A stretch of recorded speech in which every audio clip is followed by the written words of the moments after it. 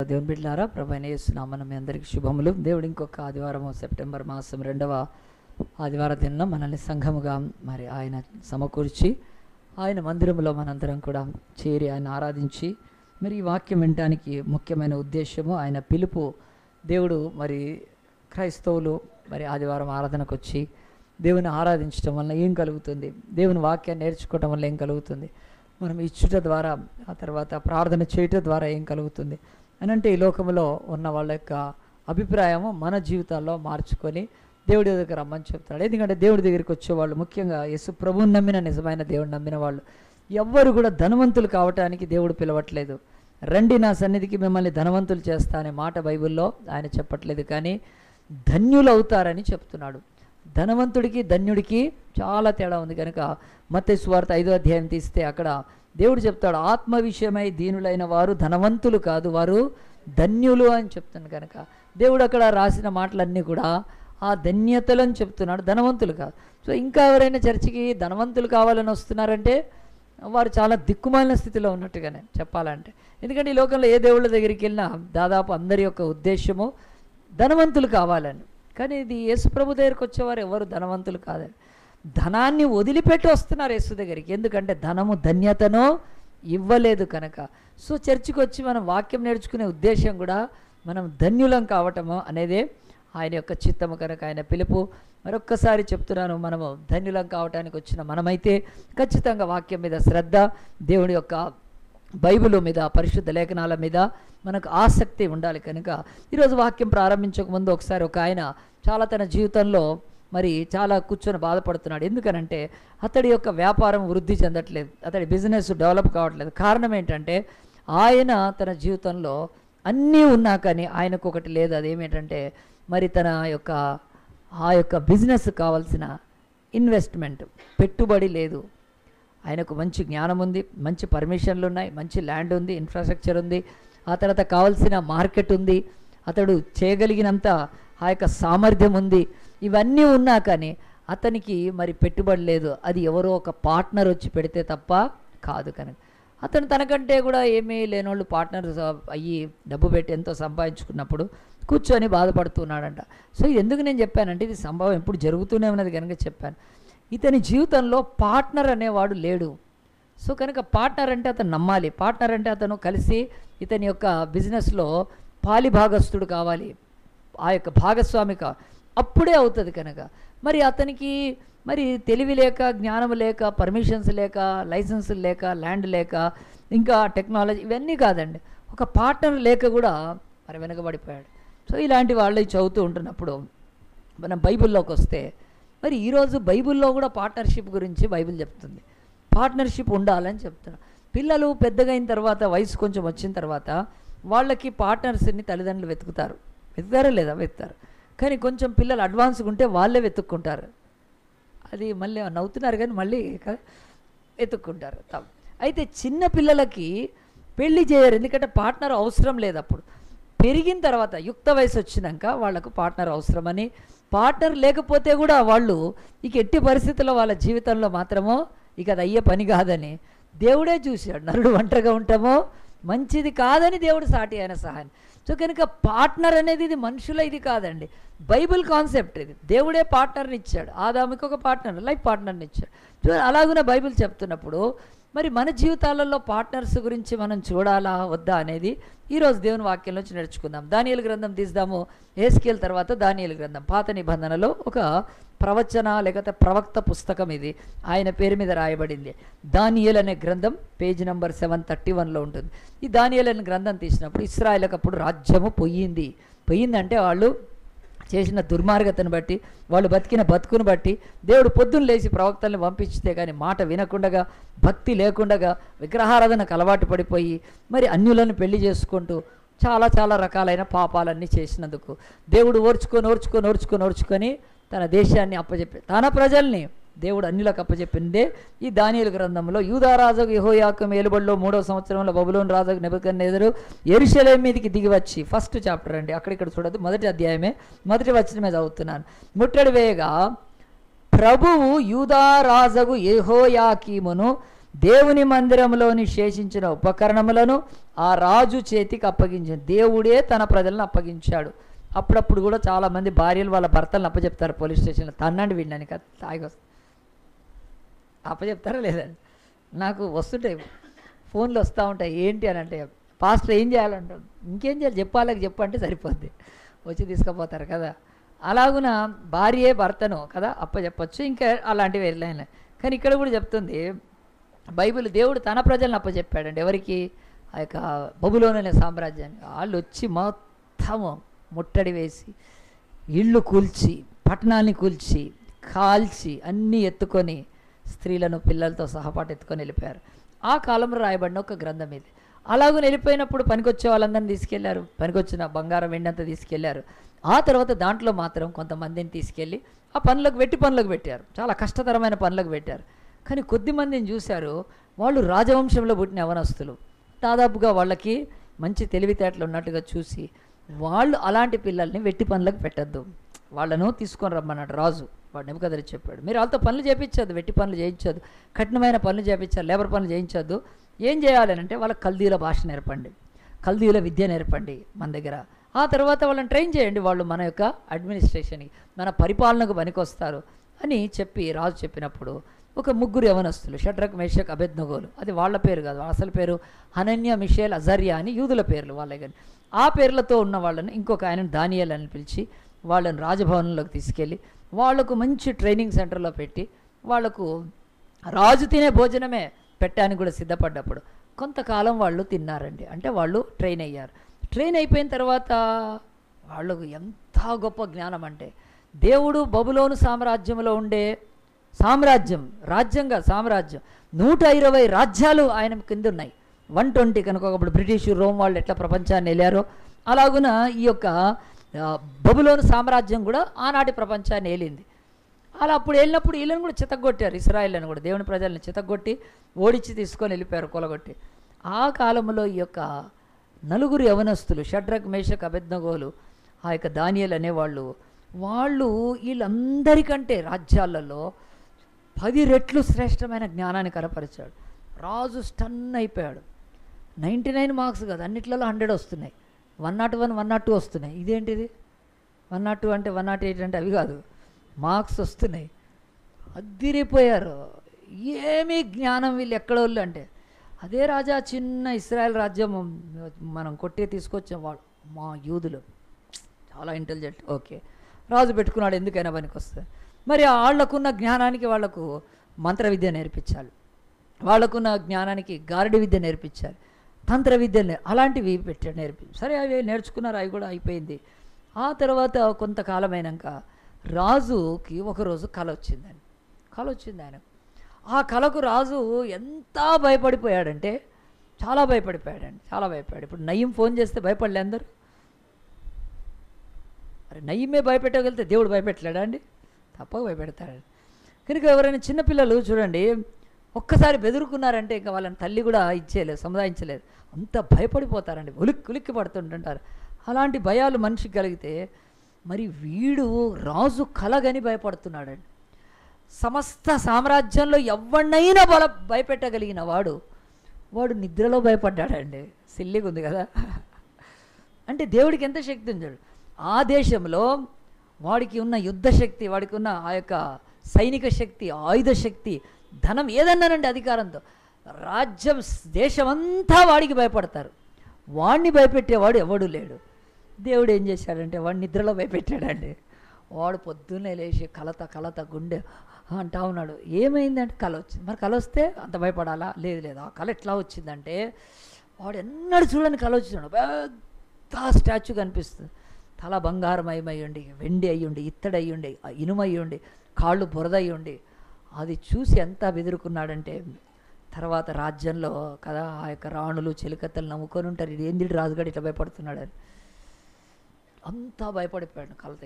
వెంటనే ఆ కళ మరి దానికి భావం చెప్పేవాళ్ళు ఆ దేశంలో ఉన్నారు. వాళ్ళే ఈ యొక్క కల్దీల విద్య మాంత్రికులు, ఆ యొక్క గారడి విద్యలు చేసేవాళ్ళు. పిలిపించాడు, వెంటనే పిలిపించి నాకు కళ వచ్చింది, దాని భావం చెప్పండి అన్నాడండి. భావం చెప్పండి అంటే వాళ్ళు అన్నారు, సార్ కళ చెప్పండి అన్నాడు. ఆయన అంటాడు, కళ నాకు గుర్తులేదు. కళ గుర్తు లేకుండా కళ భావం ఎట్లా చెప్తాం అంటే ఆయన అన్నాడు, చెప్పండి ఏదో ఒకటి, నాకు భయం వేస్తుంది అంటున్నాడు. అంటే అది కాదు సార్, మీరు కళ చెప్తే దాని యొక్క భావము విప్పుతాం ఆ కళని. అంటే ఆయన రాజు అంటున్నాడు, నాకు కళ అస్సలు గుర్తులేదు, నాకు ఒకటి గుర్తుంది, బెదురుకున్నా నేను అంతే, మంచం మీద నుంచి కింద పడ్డా, అదొకటే గుర్తుంది, నాకేం గుర్తులేదు, ఇంకేం. మీరు చెప్పాలి కళ. వీళ్ళు ఆ యొక్క మంత్ర విద్యలు, ఆ యొక్క గారడి విద్యలు తెలిసిన వాళ్ళు, శకునగాండ్రు, జ్యోతిష్కులు వీళ్ళంతా వచ్చారు. వాళ్ళందరూ అంటున్నారు, రాజా నువ్వు ఏం మాట్లాడుతున్నావు, ఇది వీలు పడేదా కదా, మేమందరం కూడా ఎట్లా అట్లా పాస్ అయ్యాం చిటింగ్ కొట్టి కదా, ఎంతో అంత, మాకు ఫుల్ ఉందని కూడా ఏం లేదు, నువ్వు ఏదన్నా కొంచెం కదా, క్వశ్చన్ పేపర్ ఇవ్వకుండా ఎగ్జామ్ ఎట్లా రాస్తాం, ఏం రాస్తామండి, క్వశ్చన్ పేపర్ ఇచ్చినాక ఎగ్జామ్ కదా, అలాగూ నేను చెప్పకుండా ఎట్లా అంటే, రాజుకు భయం ఎక్కువ అని ఒకటే అన్నాడు, రేయ్ మీరు చాలా టైం వేస్ట్ చేస్తున్నారు, మీరు కళ చెప్పి దాని భావం చెప్పాలి, అప్పుడే మీకు అసలు ఈ విద్య వస్తుందో లేదన్నాడు. వాళ్ళు బిక్కరమొహం పెట్టారు. ఎందుకంటే ఈ యొక్క మాంత్రికులు వీళ్ళంతా షేర్ అయితే రాజు సవ్వా షేర్ ఉన్నాడండి, వాడంతా తెలివిగలవాడు. వాడు అన్నాడు, నేను నమ్మాను అసలు మీ విద్య, నేనేదో కళ చెప్పాను, మీరు ఏదో భావం చెప్తే ఏం కనెక్ట్ అయినట్టు అది, అసలు కళ చెప్తేనే నాకు అప్పుడు తెలుస్తుంది మీకు ఈ శక్తి ఉందో లేదో అని చెప్పి వాడు అనే వరకు రాజుకి ఇక కోపం వచ్చేసాడు. ఏం చేశాడంటే, ఇంతకాలం నుంచి మీకు కదా టీఏ ఇచ్చి, డిఏ ఇచ్చి, హెచ్ఆర్ఏ ఇచ్చి, బిఏ ఇచ్చి, సిఏ ఇచ్చి మిమ్మల్ని పోషించాను రా, ఏం చేసుకోవటానికి, నా రాజ్యంలో కూర్చొని మెక్కి తింటా ఉన్నారు కదా, కానీ నాకు ఒక భయము, కళ వస్తే ఆ కళ చెప్పలేకపోతున్నారు, దాని భావం కూడా చెప్పలేకపోతున్నారు, కనుక మీరెవ్వడు కూడా ఈ దేశంలో బతకడానికి లేదని చెప్పి వెంటనే రాపిచ్చాడండి, తాకిది రాపిచ్చాడు, జీవో రిలీజ్ చేసి చంపండి అందరినీ, దేశంలో ఒక్క కల్దీయుని కానీ, మాంత్రికుని కానీ, జ్యోతిష్కుని కానీ, తంత్ర విద్యలు ఎరిగిన వాడిని కానీ అందరినీ పట్టుకొని వచ్చి చంపిపారేయండి అని చెప్పి ఒక రాజాజ్ఞను జారీ చేసేసే వరకు, అదే కాలంలో ఈ రాజుకు కల వచ్చిన కాలంలో బబులోను సామ్రాజ్యంలో చెరలోకి వచ్చిన యూదులైన షడ్రక్, మేషక్, అబెద్నగోలు, దానియేలుకు తెలియదండి. వాళ్ళు ఎందుకంటే వాళ్ళని ఆ మీటింగ్కి విలువను కూడా విలువలేదు. ఎందుకు విలువలేదంటే వాళ్ళు బచ్చాగాళ్ళు, ఇప్పుడిప్పుడే ట్రైన్ అవుతున్నారు, ఇప్పుడిప్పుడే కదా, ఇప్పుడే మొన్ననే పాస్ అయ్యారు కదా, జస్ట్ ఫ్రెషర్స్ పార్టీ చేసుకున్నారు అంతే. ఫ్రెషర్స్ పార్టీ అయిపోగానే ఇదేంటిది చంపేస్తారా కదా, ఫ్రెషర్స్ పార్టీ అయినాక కొంచెం తిరిగి చేయాలి, ఇంత తొందరగా ఏమన్నారు. వెంటనే దానియేలు వెళ్ళాడండి. చూడండి ఆ యొక్క 2వ అధ్యాయంలో 15వ వచనంలో దానియేలు వెళ్ళి ఆ యొక్క అంటాడు, రాజునొద్ద నుండి యాజ్ఞ ఇంత త్వరగా వచ్చేటకి ఏమని దానియేలు రాజు యొక్క అధిపతి అయిన ఆర్యోకు అడగా, ఆర్యోకు అన్నాడు, దానియేలుకు చెప్పినప్పుడు, అప్పుడు దానియేలు రాజు సన్నిధికి పోయి స్వప్నభావం తెలియజెప్పుటకై తనకు సమయము దయచేయమని రాజును బతిమాలెను. అయ్యా రాజా, మేము ఇప్పుడే కొత్తగా ఇచ్చేసాం, ఇప్పుడే మేము జస్ట్ ఇప్పుడే అయిపోయింది, డిగ్రీ అయిపోయింది మాకు, నువ్వు ఇంత తొందరగా పాత వాళ్ళతో, నీ పాత దగ్గర వాళ్ళతో అందరితో కలిపి మమ్మల్ని చంపేయడంగా నువ్వు ఇంత తొందరగా డిసిషన్ తీసు, కొంచెం టైమే, నీ కళాభావం ఏముందో అది మాకు తెలియదు కదా, మాకు చెప్తే మేము అని చెప్పి అప్పుడు దానియేలు ఇంటికి వెళ్ళిపోయాడండి.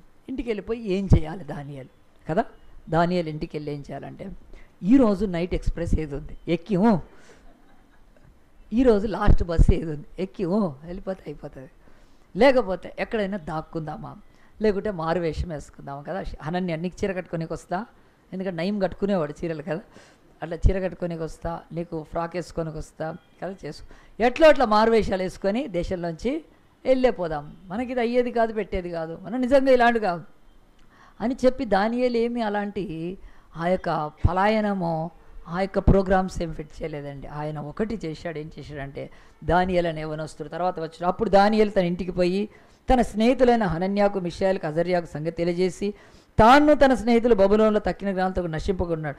ఆ కళ యొక్క మర్మ విషయంలో పరలోకమందున దేవుని వలన కటాక్షం పొంది నిమిత్తమై ఆయనను వేడుకొనుడని వారిని హెచ్చరించను.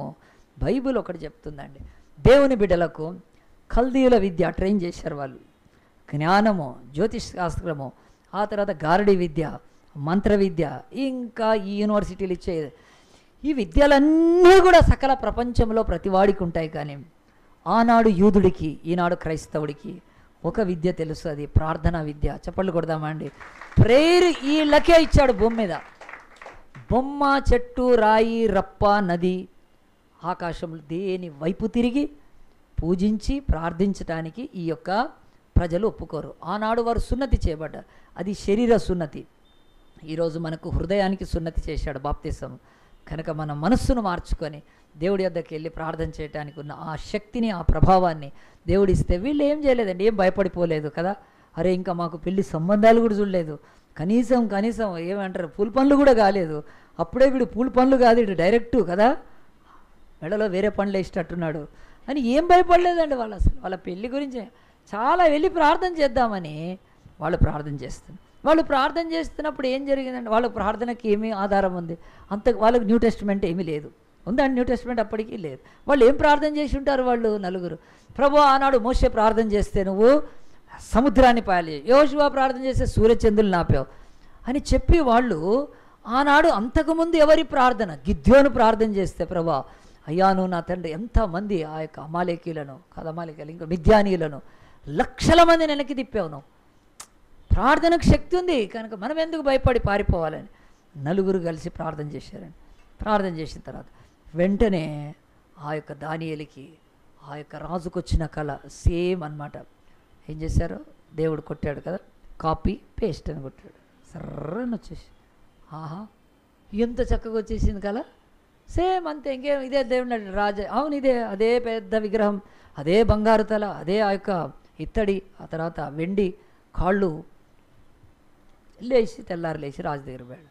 రాజా అంటే ఎవరు అంటే నేను కళ చెప్తానన్నా, నువ్వు చెప్పగలుగుతావా అంటే నేను చెప్పలేను అన్నాడండి. ఆ వచనం చదువుదాం చూడండి, 2వ అధ్యాయంలో దేవుని యొక్క వాక్యము 28. అయితే మర్మములను బయలుపరచుగల దేవుడు ఒకడు పరలోకమందున్నాడు, అంత్యదినములందు కలగబోవు దాన్ని ఆయన రాజుకు నెబుకద్నెజరుకు తెలియజేశాను. తాము పడక మీద పరుండగా తమరి మనస్సులో కలిగిన స్వప్న దర్శనములు ఏవనగా, దేవుడి వాక్యం ఇక్కడ మహిమపరచబడుతుందండి. ఎంత అంటే దానియేలు తను ప్రార్థన చేస్తే దేవుడిచ్చాడు అంతే, కానీ ఇది నా తంత్ర, నా జ్ఞాన, నా గారడి, జ్యోతిష్కాంతో వచ్చింది కాదు. ఇది దానికి మించింది ఒకటి ఉంది మా జీవితాల్లో. మేము ప్రార్థన చేశాం, దేవుడు బయలుపరిచాడు. అందులో నీకెందుకు బయలుపరిచాడండి?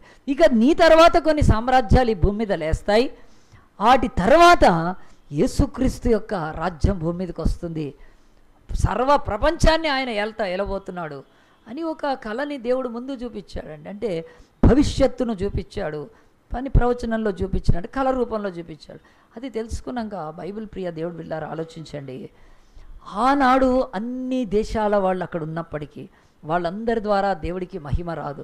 ఉన్న ఇస్రాయేల్ ద్వారానే దేవుడికి మహిమ వస్తుంది. ఇస్రాయేలీలు కూడా వాళ్ళు మంచి బట్టలు ధరిస్తే, మంచి ఆభరణాలు ధరిస్తే, మంచి పెళ్ళిళ్ళు చేసుకుంటే, మంచి వస్తువాహనాలు కలిగి ఉంటే రాదు. కానీ ఒక్క దగ్గర వస్తుంది, అదేమిటండి? ఇంతమంది దేవుళ్ళు దేవతలు బయలుపరచండి, ఈ ఇశ్రాయేలు దేవుడు బయలుపరిచాడు. చెప్పండి కొడదామా అండి?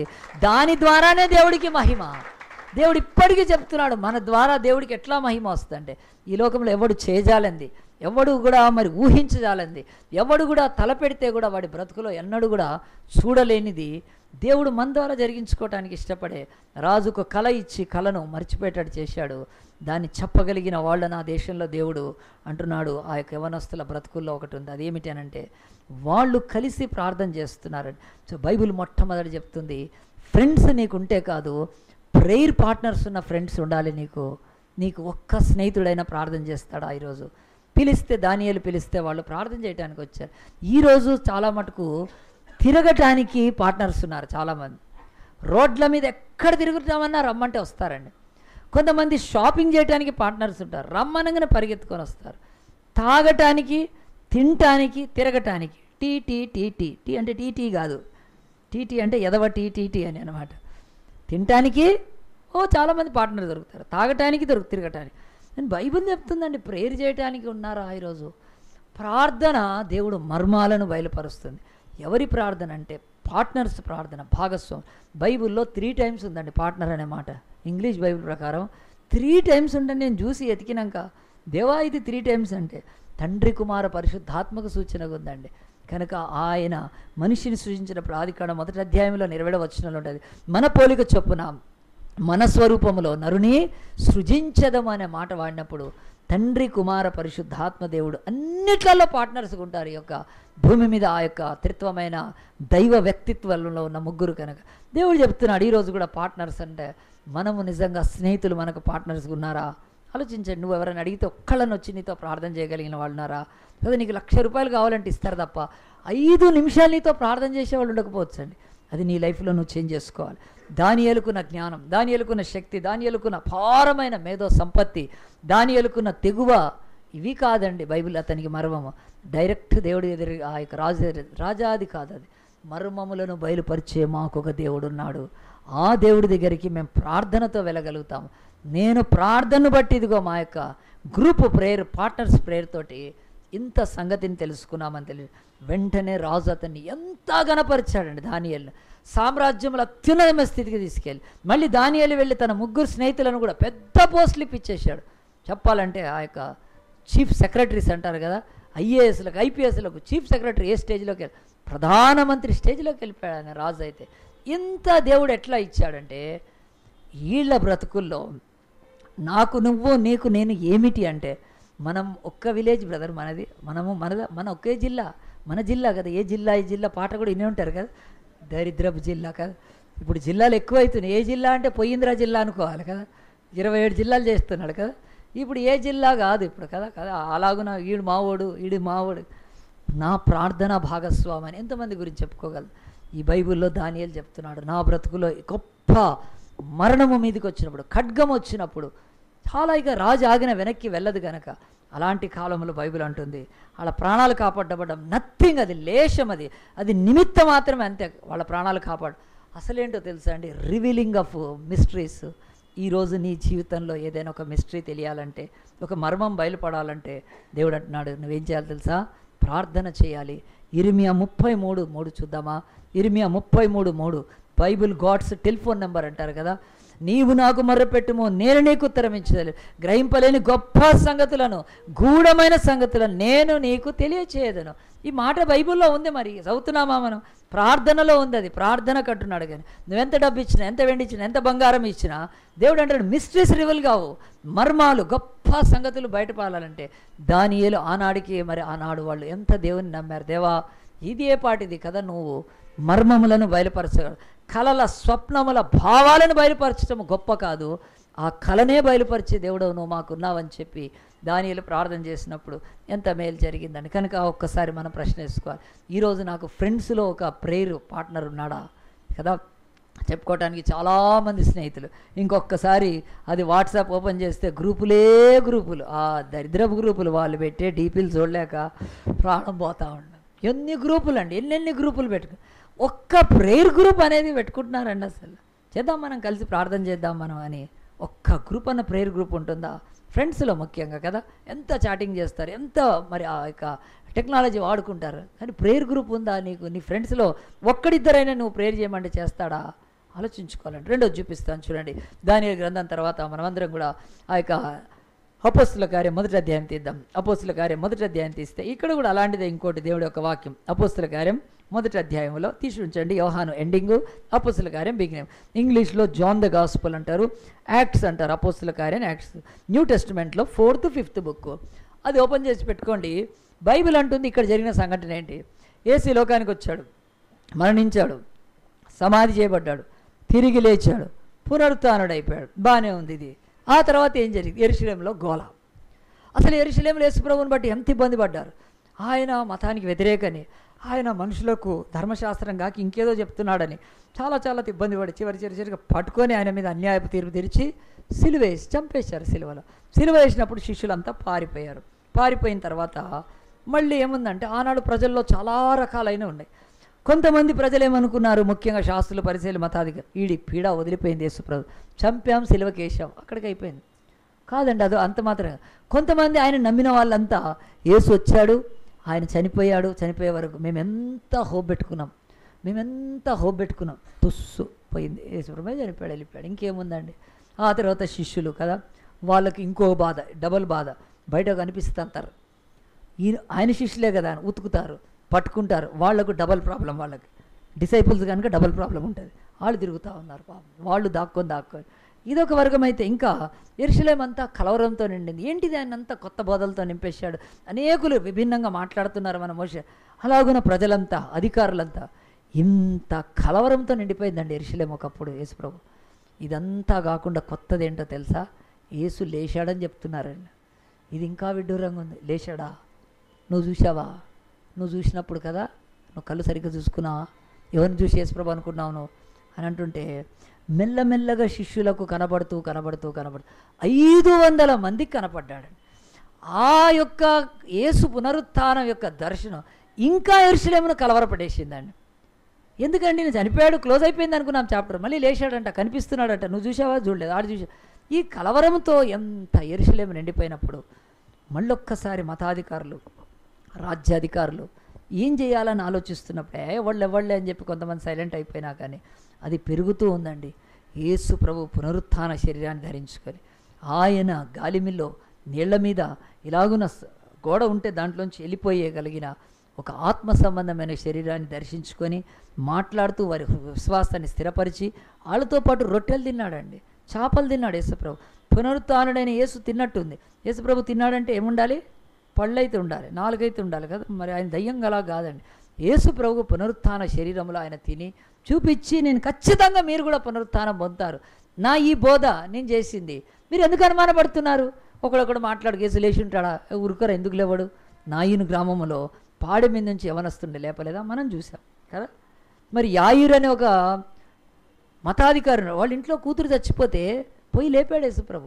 అదంతెందుకు, మరియ మార్తల సహోదరుడు లాజరు చచ్చిపోతే 4 రోజులు వీళ్ళందరినీ లేపినప్పుడు ఆయన లేవలేడా, ఖచ్చితంగా లేచి ఉంటాడంటే. అరే ఊరుకొండరా మీ భ్రమ అని చెప్పి అలాగున మాట్లాడుతున్న కాలంలో యేసుప్రభు శిష్యులు అయితే చూస్తున్నారు, బయట మాత్రం చెప్పలేకపోతున్నారు. ఎందుకు చెప్తే చూపిమంటారు. ఈరోజు వరకు కూడా చాలామంది దేవుడు ఉన్నాడా అయితే చూపించంటారండి. మిమ్మల్ని కూడా చాలామంది అడిగి ఉంటారు కదా, నాస్తికులు లాంటి వాళ్ళు, దేవుడు ఉన్నాడా అయితే చూపించు అంటారు. అయితే నేను అంటాను కదా, నాకు ఒక కర్చీఫ్ ఉంటే చూపిస్తా, అది ముక్కు మీద పెట్టుకోరా సరిపోతుంది, కొద్దిసేపట్లో దేవుడు కనిపిస్తాడు, ఏం అక్కర్లేదు, ఏం తీసుకురానక్కర్లేదు, నేను చెప్తా, పోతే నువ్వు పోతావు, దేవుడిని అయితే చూస్తావురా, ఆ తర్వాత నాకు మినిస్ట్రీ ఉంది, నేను నా పని నేను చూసుకుంటాను.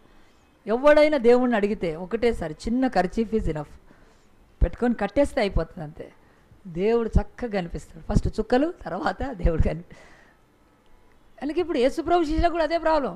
ఏమన్నారంటే, మీరు చూశారు అయితే చూపించండి. యేసుప్రభు ఏం రావట్లేదు, ఎట్లా, అదృశ్యుడై ఉంటున్నాడు, అదృశ్య స్వరూపి ఆయన కనుక ఆయన కనపడు. కానీ యేసు కనిపించాడని ఒక్కళ్ళకు చెప్పలేకపోతున్నారండి వాళ్ళు. ఎందుకో తెలుసా, ఈ రోజు వరకు చర్చ అనుభవిస్తున్న అదే ప్రాబ్లం వాళ్ళు అనుభవించారు. మనం యేసుని ఎంత నమ్ముతామో లోకంలో చెప్పలేమండి. కొంతమంది కులం బయటపడుతుందని చెప్తారు, బయటపడుతాను ఇంకేదేదో బాధపడతారు, కనీసం పక్కన ఇంటి వాళ్ళకు కూడా క్రిస్టియన్స్గా చెప్పుకోలేరండి. అలాంటి ఒక దిక్కుమాలిన సాక్ష్యం లేని బతుకుతూ ఉంటారు. సేమ్ వాళ్ళు కూడా అంతే, యేసును చూచామంటే మళ్ళీ బొక్కలో పెట్టేస్తారు వీళ్ళను, మళ్ళీ వీళ్ళని సిలువలు వేయచ్చు, అదొక భయము. యేసు లేచాడంటానికి రుజువులు ఉన్నాయి, వస్తున్నాడు, మాట్లాడుతున్నాడు, చేప రొట్టె తిన్నాడు వాళ్ళతో, ఒక్కలకు కాదు శిష్యులకు. అలాగున 500 మంది ఉన్న చోట కూడా వచ్చేసి ప్రభు మాట్లాడి ఆయన అదృశ్యుడు అవుతూ ఉన్నప్పుడు పునరుత్థానం అనేది అదొక మరి చెప్పాలంటే ఒక భ్రమ కాదు, వాస్తవం, ఇట్స్ ఎ ఫ్యాక్ట్ అని తెలిసినా కానీ ఒక్కళ్ళకు చెప్పలేదండి. 40 రోజులు గడిచిపోయినట్ల. అప్పుడు యేసుప్రభు 40 రోజులు ఆయనకు కూడా తెలుసు, మీరు నాకు యెరూషలేములో కూడా సాక్షులుగా ఉండలేరు, నాకు తెలుసు. భయము, భీతి, ఆ తర్వాత వ్యతిరేకత, రుజువులు, ఇవన్నీ అంటే మీరు భయపడుతున్నారని చెప్పి యేసుప్రభు ఆనాడు వాళ్లకు మరి ఏం చేశాడంటే, నేను వెళ్తున్నాను, మీరు కనిపెట్టండి అని చెప్పాడండి. ఈరోజు ఆలోచించండి, ఈరోజు మనం కూడా క్రిస్టియన్స్ అయ్యుండి మనం ఉన్న చోట ఎందుకు విట్నెస్ మరి ఇవ్వలేకపోతున్నామంటే, ఇదిగో యేసు చెప్పింది వాళ్ళు చేశారు కానీ మనం కూడా చేస్తే అవుతుందండి. యేసుప్రభు ఏం చేశారు చూడండి, అపోస్తల కార్యములు ఇంత గొడవలో, ఇంత గల్లివిల్లో 40 దినాల తర్వాత ఆయన 12వ వచనము, అపోస్తల కార్యం 1:12, అపోస్తల కార్యం 1:12. అప్పుడు వారు ఓలివలం అనబడిన కొండ నుండి యెరూషలేముకు తిరిగి వెళ్ళిరి. ఆ కొండ యెరూషలేమందు విశ్రాంతి దినమున నడవదగినంత సమీపంగా ఉన్నది అని చెప్తున్నారు. దేవుడు ఏం చెప్పాడంటే వాళ్లకు ఒక్క మాట చెప్పాడు దేవుడు, మీరు వెళ్ళి కనిపెట్టండి అని చెప్పాడు. మీరు వెళ్ళి కనిపెట్టండి అని ఎక్కడుంది, అది 4వ వచనంలో ఉంది.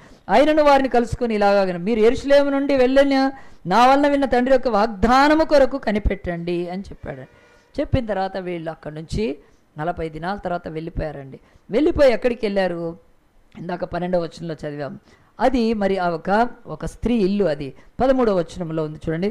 వారు పట్టణంలో ప్రవేశించి తాము బస చేయుచున్న మేడగదిలోనికి ఎక్కిపోయి, వారెవరనగా పేతురు, యోహాను, యాకోబు, ఆంద్రే, ఫిలిప్పు, తోమా, బర్తలమే, మత్తయి, అల్ఫై కుమారుడు యాకోబు, జెలెతు అనబడిన సీమోను, యాకోబు కుమారుడు యూదాను, వీరందరిని వీరితోకున్న కొందరు స్త్రీలు యేసు తల్లి అయిన మరియయు ఆయన సహోదరులు ఏక మనసుతో ఎడతెగక ప్రార్థన చేయుచుండిరి. వీళ్లకు దేవుడు చెప్పింది ఏంటంటే కనిపెట్టడం అంటే ప్రార్థన చేయమని. కానీ యేసు ప్రభు కనిపించాడు, వెళ్ళిపోయాడు అని ఎవరింటికి వాళ్ళు వెళ్ళలేదండి. ఆ 40 డేస్ తర్వాత ప్రార్థన చేయడం మొదలుపెట్టారు. ఎక్కడ, యెరూషలేములోనే చేస్తున్నారు.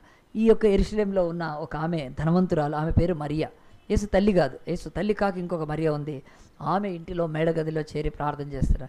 ఒకరోజు చేశారు, 2 రోజులు చేశారు. కానీ 2 రోజులు చేసినాక ఏమవుతుందండి కదా, నడుము బ్యాక్ పెయిన్ వస్తుంది కదా, ఏదైనా గోడకుంటే అనుకొని కూర్చోవాలి. 3 రోజులు చేసినా ఏమీ రాలేదు. 4 రోజులు చేసి ఇక చాలరా ఎందుకు ఇక ప్రార్థన చేసుకుంటూ కూర్చుంటే, ఒకళ్ళకేమో చేపలు పట్టే వృత్తి, ఆ వృత్తి ఈ వృత్తి ఉంది, వెళ్ళిపోదా? కాదండి, వాళ్ళ పని చేయలేదు. 4 రోజులు, 5 రోజులు, 6 రోజులు ఏమీ కాలేదు, 7 రోజులు ఏమీ కాలేదు, 8 రోజులు అవి వెళ్ళిపోదాం అనుకోలేదండి. వాళ్ళు ఎడతెగలాగున ప్రార్థన చేస్తారు.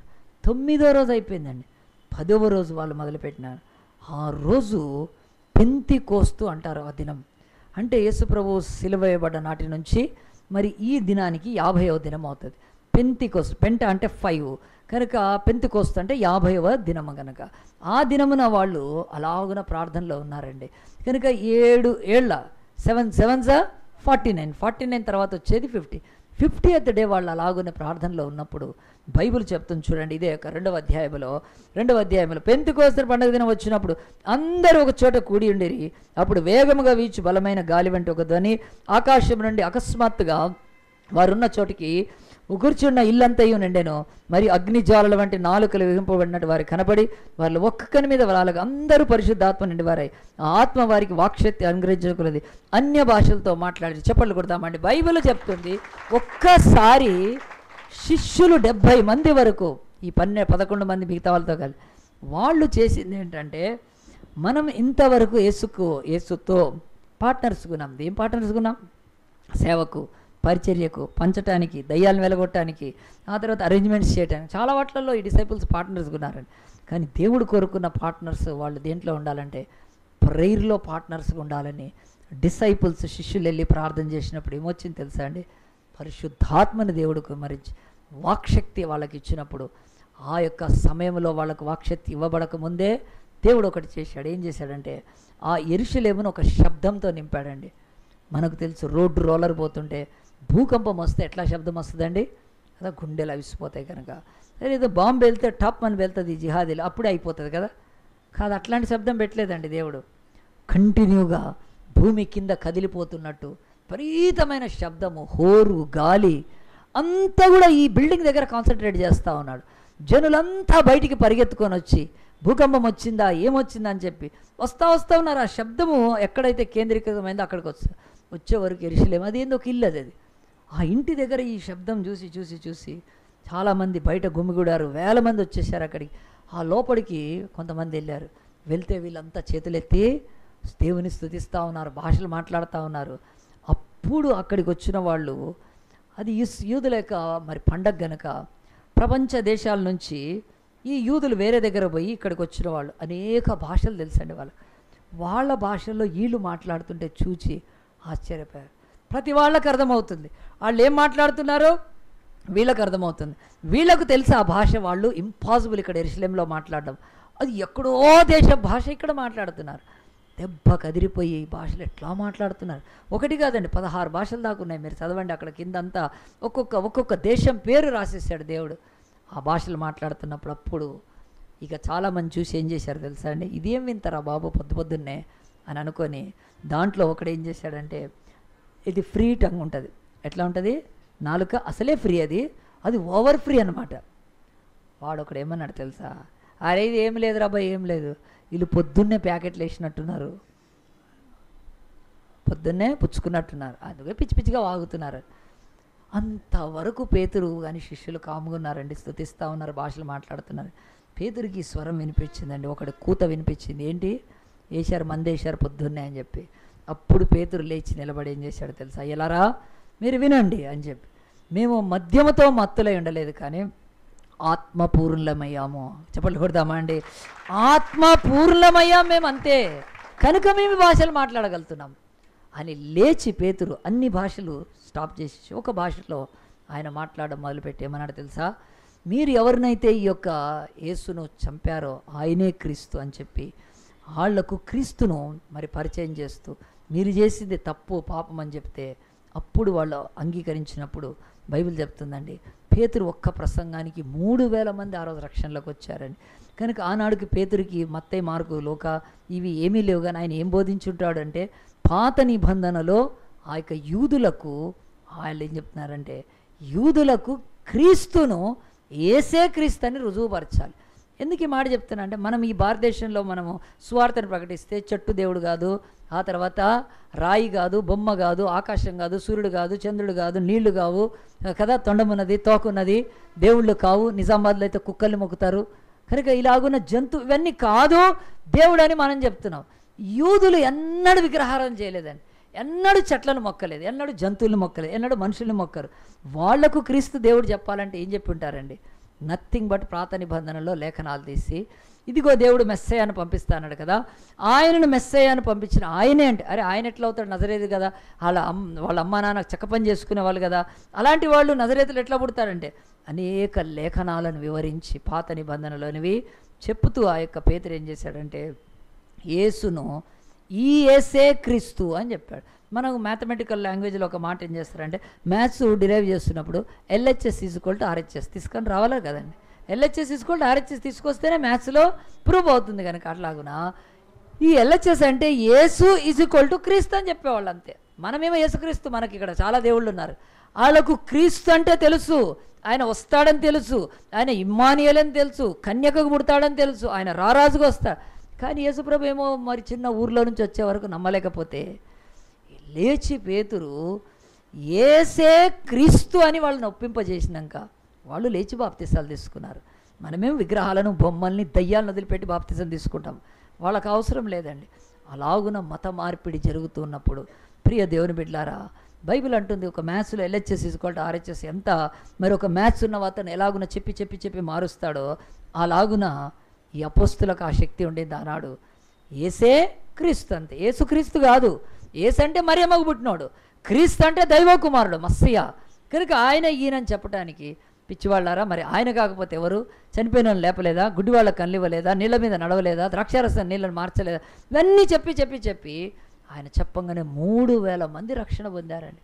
నేను ఎందుకు ఈ మాటలు చెప్తున్నానంటే, ఇంకొకసారి బైబిల్ అంటుంది ఇంత కార్యం జరగటానికి, వాళ్ళు పరిశుద్ధాత్మను పొందటానికి కారణం ఏంటో తెలుసు, కలిసి ప్రేయర్ పార్ట్నర్స్గా ఉన్నారండి. వాళ్ళు అపోస్తులందరూ కలిసి ప్రార్థన చేస్తున్నారు కనుక ప్రార్థన ద్వారానే దేవుడు పరిశుద్ధాత్మనిచ్చాడు, ప్రార్థన ద్వారానే వాళ్ళకి ఆ శక్తినిచ్చాడే తప్ప దేవుడు అంటున్నాడు ఈరోజు సేవకులు కలిసి ప్రార్థన చేస్తే, ముఖ్యంగా మొదటిది ఫ్రెండ్స్ అయితే, ఇది రెండోది సేవకులు కనుక అంటే సర్వెంట్స్ ఆఫ్ గాడ్, వాళ్ళు కలిసి ప్రార్థన చేస్తే దేవుడు ఆ ప్రాంతాల మీద పరిశుద్ధాత్మను కుమ్మరించి గొప్ప కార్యాలు చేస్తాడండి. ఆయన ఆఫ్రికాకు వెళ్ళాడు, ఒక భక్తుడి పేరు, ఆయన పేరు రీనార్డ్ బాంకే అని, ఆయన మినిస్ట్రీ పేరు సీఫాన్ అండి, క్రైస్ట్ ఫర్ ఆల్ నేషన్స్ సీఫాన్ అనే మినిస్ట్రీ ఉంది. ఆయన వెళ్ళి ఆఫ్రికాలో ఒకసారి మీటింగ్ పెడితే, పేతురు 3000 మంది కదా నిలబడితే అన్ని రికార్డులు కొట్టుకొని పోయినాయండి. ఆఫ్రికాలో ఒక మీటింగ్లో 1,00,000 మంది రక్షణ పొందారని చెప్పండి కొడదాం ఒక్కసారి. 1,00,000 ఈరోజు ఇక రికార్డు క్రాస్ అయిందో లేదో తెలియదు కానీ, ఆయన పేరు రీనార్డ్ బాంకే, జర్మనీ దేశపు ఒక దైవ సేవకుడు.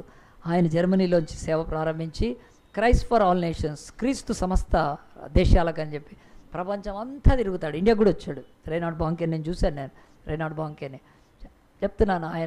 ఆయన అడిగారు అందరూ, నువ్వు వాక్యం చెప్తే ఆ యొక్క 1,00,000 మంది ఎట్లా రక్షణ పొందారు? మళ్ళీ ఆయన ఎంతసేపు చెప్పాడని తెలుసా? 20 నిమిషాలు వాక్యం చెప్పాడండి. ఆయన చూసినప్పుడల్లా నేను 1 గంట 20 నిమిషాలు చెప్పి తుస్సుమని పడిపోతూ ఉంటాను, ఒక్కడు రావట్లేదు. 1.5 చెప్పిన రోజులు చెప్పి చెమట్లు కక్కి డోర్లు తీసుకొని ఏమి లేదండి, ఏం ఆత్మల రక్షణ పొంది. ఆయన 20 నిమిషాలు చెప్పాడు, అది ఆ మెసేజ్ 20-25 మినిట్స్ కంటే ఎక్కువ చెప్పలేదు. 1,00,000 మంది రక్షణలు ఆయన అడిగారు. మళ్ళీ ఆయన కూడా ఎట్లాంటిది చెప్పాడంటే, ఏదో నిగూఢమైన మర్మం కాదు, 5 రొట్టెలు 2 చేపల కథ చెప్పినట్టు చెప్పాడు. చిన్నగా అంతే చెప్పాడు. మంచి సమరేడిది అనుకుంటా ఆయన చెప్పింది. మంచి సమరేడిది ఎంత ఉంటుందని కథ, అది అంత చిన్నది అంతే చెప్పాడండి. 1,00,000 మంది ఎట్లా రక్షణ అనేది ఆయన చెప్పాడు. నా వలన ఏం గ్రేట్ కాదని చెప్పాడు. ఎందుకో తెలుసా అంటే, దాని సీక్రెట్ చెప్తా అని చెప్పాడు. ఆయన చర్చిలో 500 మంది ఈయన పుల్పిట్ మీద ఉంటే వాళ్ళు మోకాళ్ళ మీద ఉంటారండి. ఈయన ఎక్కడికి వెళ్ళినా ఫ్లైట్ టికెట్ ఆయన ఏం ఇయ్యడు, ఆయన వాళ్ళు ఫ్లైట్ టికెట్ పెట్టుకొని వచ్చి అక్కడ ప్రార్థన చేస్తారు. ఆ పవర్ హౌస్లో ఆయన ఉన్నప్పుడు ఈ దైవ సేవకుడు వాక్యం చెప్తే పరిశుద్ధాత్మ కుమ్మరింపబడి గుండెలు పగిలి ఏడుస్తారు. ఆయన వాక్యం చెబితే పాపము కట్టలు తెంచుకొని బయటకు వచ్చి యేసు రక్తంలో కడగబడుతుంటే ఆయన చెప్తే 500 మంది ఆయనకు ప్రార్థనా పరులు ఉన్నారండి. సీఫాన్ ఆయన మినిస్ట్రీలో. నేను ఎందుకు చెప్తున్నా అంటే, ఒక్క ప్రసంగానికి పేతురు 3000 మంది ఎట్లా అంటే, ఆ ఒక్కకి తర్వాత 69 మంది ఉన్నారు ఆయనకు అక్కడ ప్రార్థన చేసిన వాళ్ళు. దేవుడు నాడు ఒక్క పేతురు ప్రసంగం కాదు అక్కడ తీసుకోవడానికి లేదు. అది పేతురు ప్రసంగించాడంతే, కానీ ఎంతమంది ప్రార్థన ఉంది దాని వెనక ఇంకొక 69 మెంబర్స్ ప్రార్థన ఉందండి. మీరు నమ్మండి, బైబిల్ చెప్తుంది ఈ రోజు వరకు కూడా ఈ కలిసి ప్రార్థన చేస్తే అనేకుల కట్లు తెంపబడతాయి. పాపం కలిసి ప్రార్థన చేస్తే అనేకుల యొక్క బంధకాలు తెగిపోయి వాళ్ళు దేవుని రాజ్యంలోకి వస్తారు. కనుక శిష్యులు ఇంతవరకు ఎన్ని చేసినా కానీ వారు ప్రేయర్ పార్ట్నర్స్ ఉన్నారండి. ఈరోజు సేవకులు కలిసి ప్రార్థన చేస్తున్నారా? ఈరోజు ఏ ఇద్దరు సేవకులకు పడదు. హల్లెలూయా అనండి, ఏమీ లేదండి. ఇది ఈరోజు దిక్కుమాలిన స్థితి. కొంతమంది పాస్టర్లు కలిసి ప్రార్థన చేసిన సేవకులు గొప్ప కార్యాలు చూడగలుగుతామండి. దేవుడు అన్నాడు, కలిసి ప్రార్థన చేసిన వీళ్ళ ప్రార్థన బట్టి పరిశుద్ధాత్మ దేవుడు. మ్యూజిక్ ఎక్కువ పెడితే పరిశుద్ధాత్మ వస్తుంది ఏం గ్యారంటీ లేదండి కదా. ఎక్కువ మ్యూజిక్ పెడితే ఏం చేస్తారు? పక్కోళ్ళు ఎలగొడతారు కదా. మ్యూజిక్లతో వచ్చేది కాదండి. దేవుడి సన్నిధిలో ప్రార్థన చేయాలి. కనుక నేను 2 చెప్పాను, 3వ చెప్పి ముగిస్తాను. దయచేసి నాతో పాటు ఒక్కసారి ఈ యొక్క అపోస్తుల కార్యములో 12వ అధ్యాయం చేయండి. 2 నిమిషాల్లో చాలు. ఇది కూడా అందరికీ తెలిసిందే. దేవుని యొక్క వాక్యంలో అపోస్తుల కార్యం 12వ అధ్యాయంలో ఇలాగున యాక్ట్స్ 12 చాప్టర్లో ఇలాగున చూడండి. దాదాపు అదే కాలమందు రాజైన హేరోదు సంఘములో కొందరిని బాధ పెట్టుటకు బలాత్కారంగా పట్టుకొని యోహాను సహోదరుడైన యాకోబును ఖడ్గంతో చంపించెను. ఇది యూదులకు ఇష్టమైన కార్యమని తెలుసుకొని పేతురు కూడా పట్టుకొనెను. ఆ దినములు పులియని రొట్టెల పండుగ దినములు. అతన్ని పట్టుకొని చెరసాల్లో వేయించి పస్కా పండుగ అయిన పిమ్మట ప్రజల యొద్దకు అతన్ని తేవలనని ఉద్దేశించి అతనికి కావలి ఉంటకు 4 చతుష్టముల సైనికులను అతనికి అప్ప. ఇక్కడ ఇంకో భాగం ఏం చెప్తుందండి బైబిల్?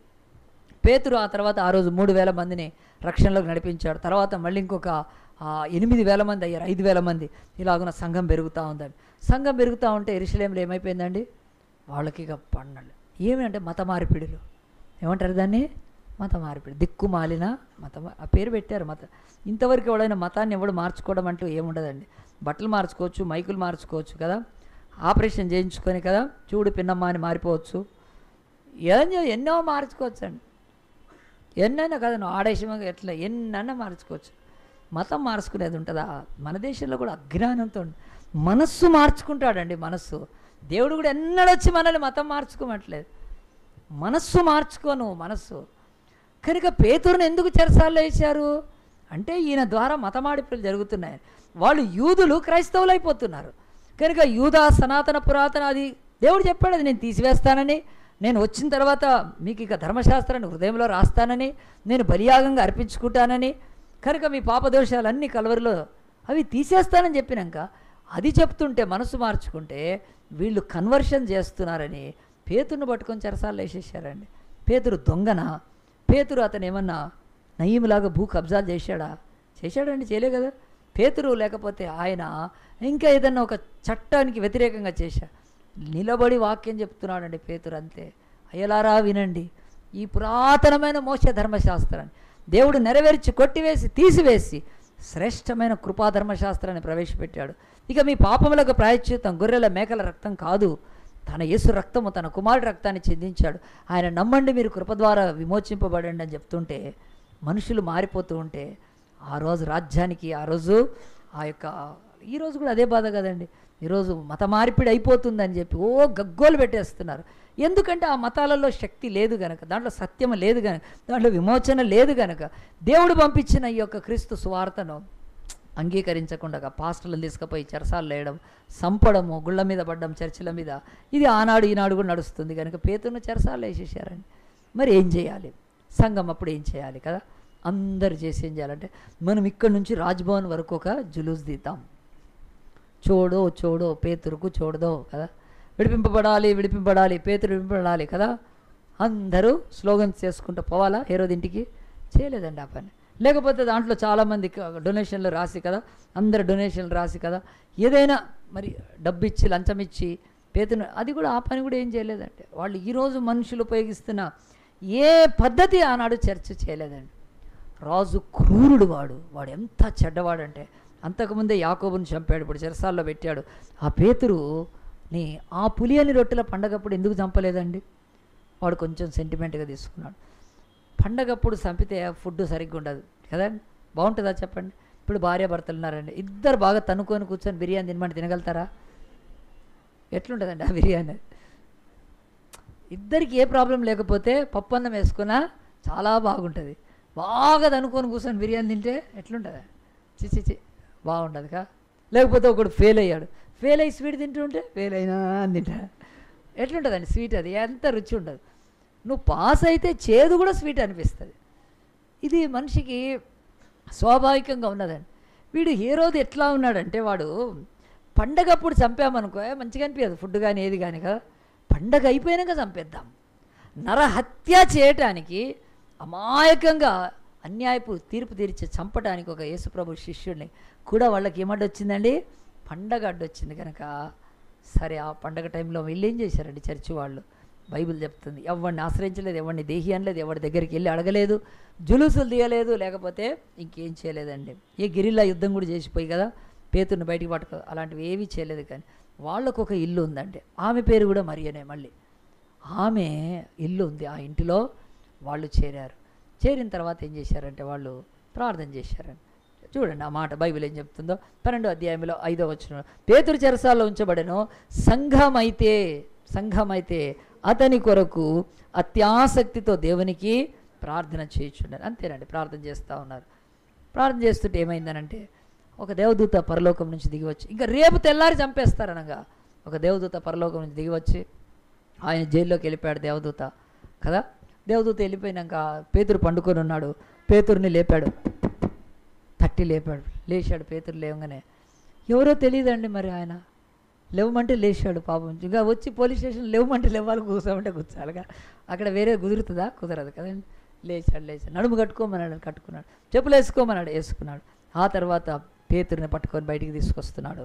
చెరసాల ద్వారాలు అవే తెరుచుకుంటాను, వాళ్ళు అన్ని ద్వారాలు తెరుచుకొని పోయినాయి. అక్కడ ఉన్న వాళ్ళంతా కూడా మత్తులైపోయారు. తీసుకొని చలాగున మార్కు అనే మారుపేరు గలగా యోహాన్ అని ఉన్నాడు, మన జాన్ మార్క్ లాగానే, వాళ్ళ ఇంటికి తీసుకెళ్ళి అక్కడ ఏం చేశాడంటే ఆ దారిలోకి తీసుకెళ్ళి, ఇంత లోపల దేవదూత ఆయన అదృశ్యమైపోయాడు. అప్పుడు పేతురుకి అనిపిస్తుంది ఇది కలేమో అనుకున్నాడు. కలలో దేవదూతలు వస్తారు కదా, వచ్చాడేమో తీసుకెళ్తున్నాడేమో. కానీ ఇప్పుడు రోడ్డు మీద దేవదూత వెళ్ళిపోయినాక చూస్తే స్పృహలోకి వచ్చేసాడండి. వచ్చి చూడంగానే అర్థమవుతుంది, ఓహో దేవుడు నన్ను విడిపించున్నాడని. నేరుగా ఆ యొక్క మార్కు అనే మారు పేరుగల యోహాను వల్ల ఆ ఇంటికి వెళ్ళి వాళ్ళ తల్లి అక్కడ వాళ్ళు ప్రార్థన చేస్తుంటే డైరెక్ట్ పోయి అక్కడ తలుపు తట్టాడు. తలుపు తట్టి వాళ్ళకి చెప్పాడు, దేవుడు నన్ను రక్షించాడని చెప్పి అక్కడి నుంచి వెళ్ళిపోయాడు. ఈ బైబిల్లో ఈ భాగం చెప్పడానికి నేను ఉద్దేశం ఏంటి తెలుసా అండి? చర్చిలో చాలామంది ఉన్నారు సంఘంలో, కానీ ప్రేయర్ పార్ట్నర్స్గా ఉండట్లేదండి బిలీవర్స్.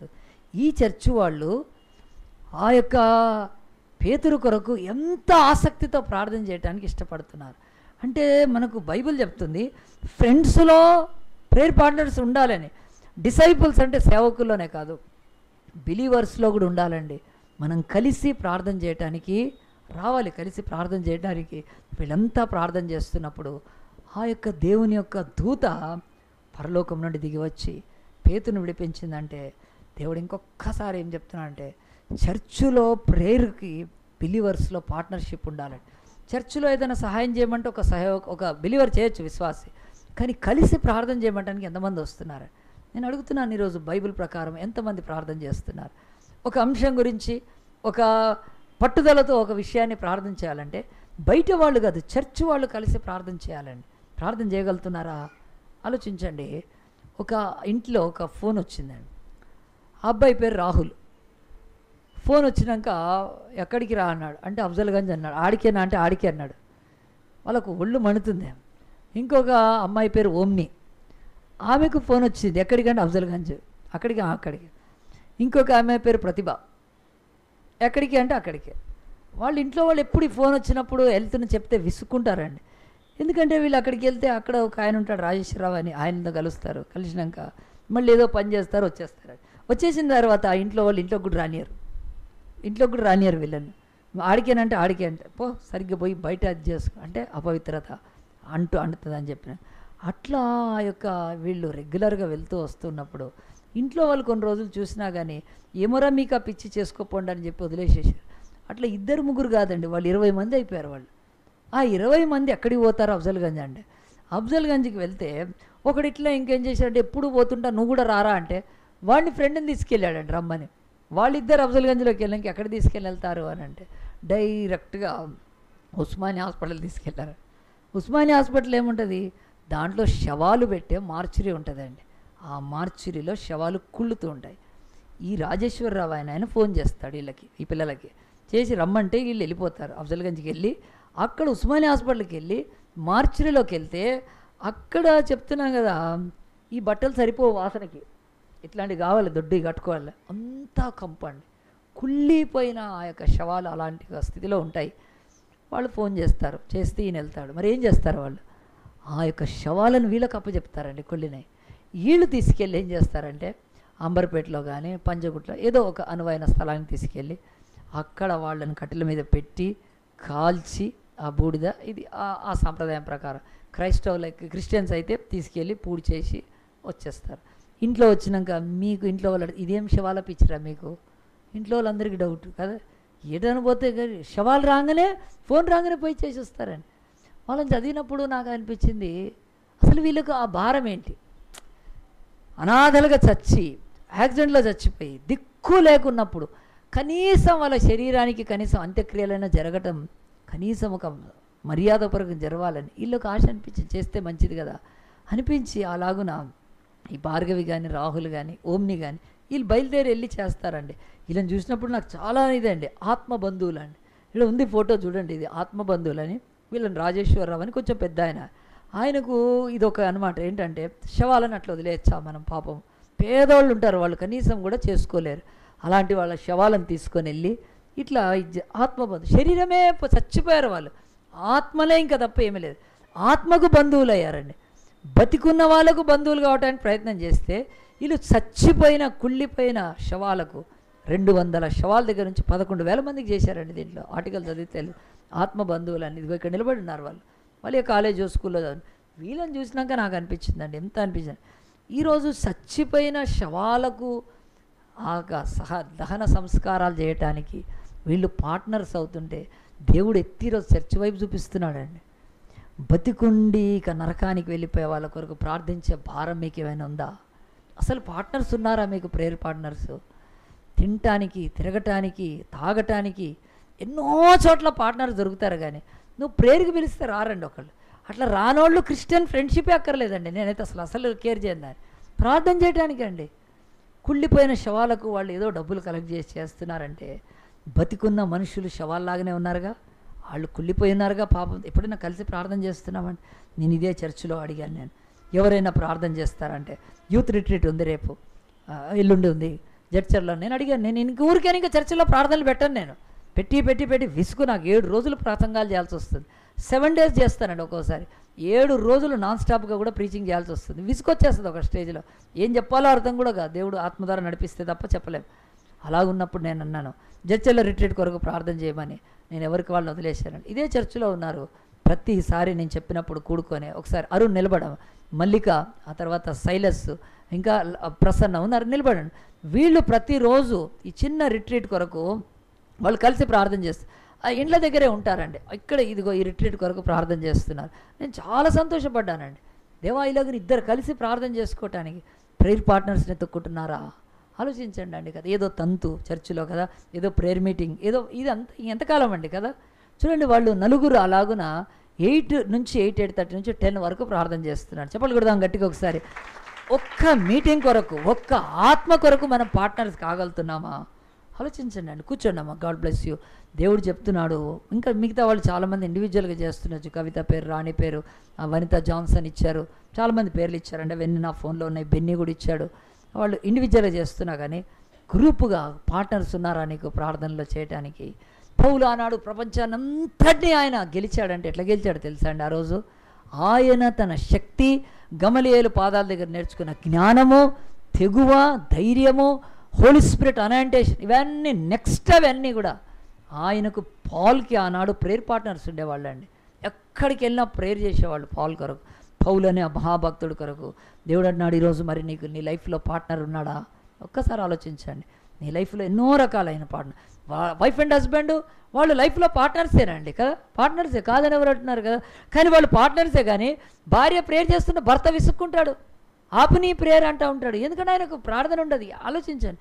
మళ్ళీ కలిసి మాత్రము 6 గంటలకు టీవీ పెడితే 10:30 దాకా చూస్తారండి, కలిసి చూస్తారు. కదా, ఆ సీరియల్ బాగుంది, పెట్టు పెట్టు, ఇది పెట్టు అది పెట్టు.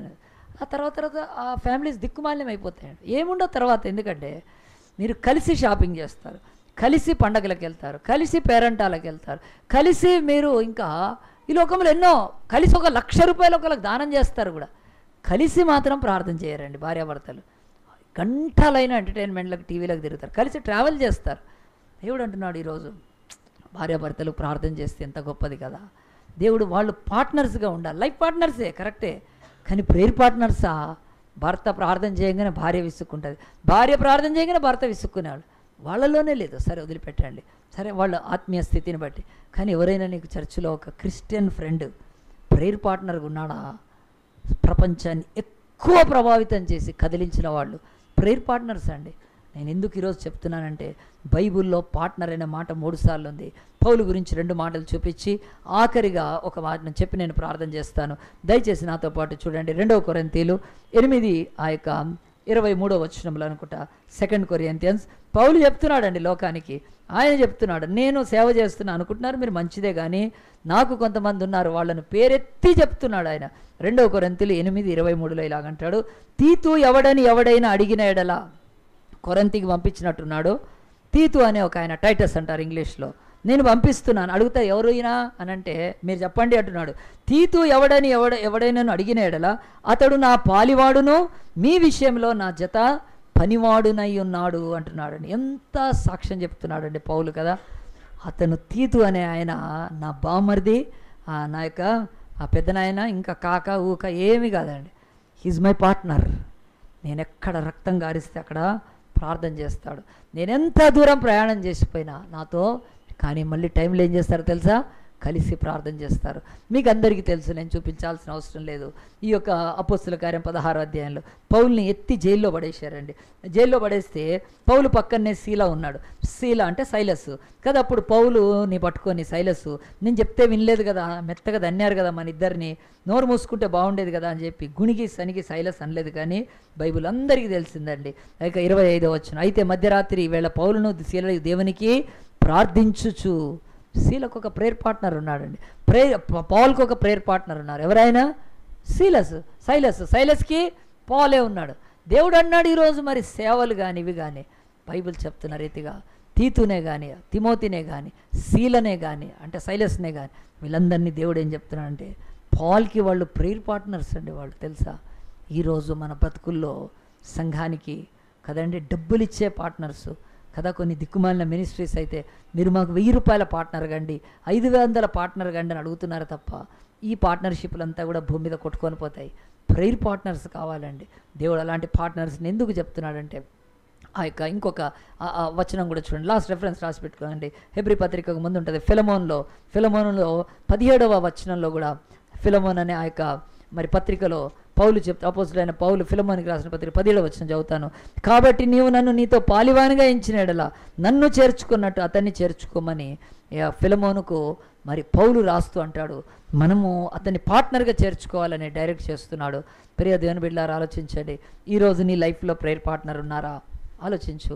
నీ ఫ్రెండ్స్లో ప్రేయర్ పార్ట్నర్ ఉండొచ్చు, ఆ తర్వాత నీ యొక్క సేవకులతో నువ్వు ప్రేయర్ పార్ట్నర్షిప్లో ఉండొచ్చు. అంతేకాదు, నువ్వు ఒక మామూలు చర్చిలో నువ్వు బిలీవర్ అయితే నువ్వు బిలీవర్గా కూడా పార్ట్నర్షిప్లో ఉండొచ్చు. ఎందుకంటే మత్తయి సువార్త 18:19, మత్తయి సువార్త 18, ఈజీ టు రిమెంబర్ అండి. 18:19, మాథ్యూ 18:19, 18:19 అంటే ఈజీగా గుర్తుండేది. ఆ మాట మీరు తీసుకోండి, నేను ప్రార్థన చేస్తాను. మత్తయి సువార్త 18, మరియు మీలో ఇద్దరు తాము వేడుకొని దేని గురించి అయినను భూమి మీద ఏకీభవించిన ఎడల అది పరలోకమందున నా తండ్రి వలన వారికి దొరుకునని మీతో యేసు ప్రభు చెప్తున్నాడు. చూడండి, భూమి మీద అంటే ఇద్దరు ఏకీభవిస్తే నా తండ్రి మీకు ఇస్తాడని నేను వాగ్దానం చేస్తున్నాను, నమ్మండి మీరు ఈ మాట అని దేవుడు చెప్తున్నప్పుడు, ఈరోజు నీ లైఫ్లో ఎంతోమంది పార్ట్నర్స్ ఉండొచ్చండి, కానీ ఒక్క ప్రేయర్ పార్ట్నర్ ఉన్నాడా? ఆలోచించుకొని జీవితంలో అద్భుతాలు, మహా అద్భుతాలు కూడా ఈ భూమి మీద జరిగే అవకాశం ఉంది. కనుక చివరిగా మనము ప్రతి సువార్తలోని ఆఖరి అధ్యాయంలోకి వెళ్తే యేసు ప్రభువుని ఆ రోజు పట్టుకుంటారండి. యేసుకు తెలుసు, శిష్యులకు తెలియదు. యేసుని తెల్లారి చంపేస్తారు, శిష్యులకు తెలియదు, యేసుకు తెలుసు. ఎట్లా చంపుతారో కూడా యేసు ప్రభువుకు తెలుసు. యేసు రాకముందే 700 సంవత్సరాల క్రితం ఏషియా చూశాడండి. 700 years బిఫోర్ యెషయా చూశాడు. చూసి యెషయా 53లో రాశాడు, అతడు వ్యసనాక్రాంతుడైపోతాడు, వ్యాధిగ్రస్తుడు అవుతాడు, మనుషులు చూడనల్లని వాళ్ళుగా కొట్టేస్తారు ఆయనను. మన పాపాలన్నీ దేవుడు ఆయన మీద యెషయా 700 సంవత్సరాల తర్వాత జరిగేది చూస్తున్నాడండి. చూసి రాశాడు. యేసుకైతే అన్నీ తెలుసు, తను చంపేస్తారు. వెళ్ళి గెత్సెమనే తోటలో ఆయన ప్రార్థన చేస్తున్నాడు. చెమట రక్తంగా వస్తుంది. కూత వేటి దూరం వెళ్ళి ఆయన చింతాక్రాంతుడుగా దేవుడు ఆయన మనందరి పాపాలు ఆయన మీద, ఇండియావి, చైనావి, శ్రీలంకవి, బర్మావి, అమెరికావి అందరి పాపాలు మోపుతున్నాడండి. అన్ని దేశాల పాపాలు మోపుతున్నాడు. ఆయన గుండె బరువెక్కుతుంది. ప్రార్థన చేయలేకపోయాడు. లేచి శిష్యుల దగ్గరికి వెళ్ళి అడిగాడు, మీరు నాతో పాటు ఒక గడియ ప్రార్థన చేయండి అని. వాళ్ళు ఏం చేశారు, చెప్తామని చెప్పి మళ్ళీ పండుకున్నారండి. మళ్ళీ యేసు వచ్చి ప్రార్థన చేస్తున్నాడు. ఇంకా ఆయన ఆత్మ వేదంతో నిండిపోతుంటే గుండె పగిలి నరాల్లో నుంచి రక్తం బయటకు వస్తుందండి, పడుతుంది. తట్టుకోలేకపోయాడు. మళ్ళీ లేచాడండి. లేచి శిష్యుల్ని అడిగాడు, కొంతసేపు ప్రార్థన చేయండి. చేయలేదండి, వాళ్ళు అట్నే పండుకున్నారు. యేసు ఒంటరిగా ప్రార్థన. యేసుకు ప్రేయర్ పార్ట్నర్స్ అవసరం అయితే ఆఫ్టర్ ఆల్ నువ్వు నేను ఎంత అండి, కావాలా వద్దా? దేవుడు అడుగుతున్నాడు మరి బైబిల్లో. మరి ఆయనకు సిలువను మోయటానికి పార్ట్నర్ లేడు, ప్రార్థన చేయటానికి పార్ట్నర్ లేడు. 39 కొరడా దెబ్బలు కొడితే కదా 20, 19 అట్లా ఎవరో తినలేదు. 3 మేకులు ఆయన కొట్టినప్పుడు ఇంకోడికోడికో మేకు కొట్టలేదు. అన్నీ ఆయన భరించి ఈరోజు మనకు మాత్రం చెప్తున్నాడు, నేను మీ దోష సైడ్ అయితే భరించాను, కానీ మీ ఆశీర్వాదం సైడ్ మాత్రం నా చేతిలో లేదు.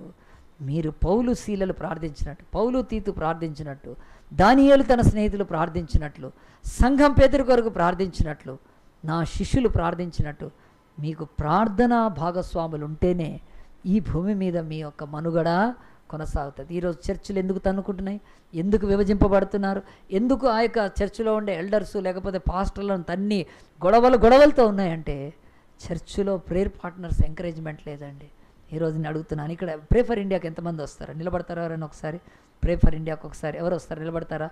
చూడండి ఎంతమంది ఉన్నారు చూడండి. అసలు ఇంతకు మించి నేను ప్రతి సోమవారం రమ్మంటూ ఉంటానండి. ఇదిగోండి అంతమందే ఉన్నారు. ఒకసారి చెప్పండి కూడా దాని గట్టిగా. దేవుడి వాక్యం చెప్తుంది. కూర్చోండి సిస్టర్, కూర్చోండి. ప్రేయర్ గురించి నేను చెప్తున్నానండి. ప్రేయర్ గురించి చెప్తున్నారు. ప్రేయర్ పాడు. మొన్న ఒకసారి ఒక అమ్మాయి, నేను అడిగాను, ఏం చేస్తున్నావు, ఎట్లా ఉన్నా, ఆఫీస్కి వెళ్ళామంటే వెళ్తున్నానని. మరి వెళ్తున్నాను తర్వాత మా ఇంటికి వచ్చింది. ఇంటికి వచ్చిన తర్వాత ప్రార్థన చేస్తుంటే ఏం చేసింది తెలుసా అండి, కళ్ళల్లో నీళ్ళు వచ్చేసినాయి. అమ్మ ఎందుకు అంత ఏడ్చావంటే చెప్పిందండి. ఏమని చెప్పింది తెలుసా, అన్న నాకు ఈసారి పాప కాదు బాబు పుట్టాలి అని. ఎందుకమ్మా అట్లా అంటే చెప్తుంది, ఇంతకుముందు నా కూతురు పుట్టింది, మా అమ్మ ముట్టుకొని కూడా ముట్టుకోలేదు.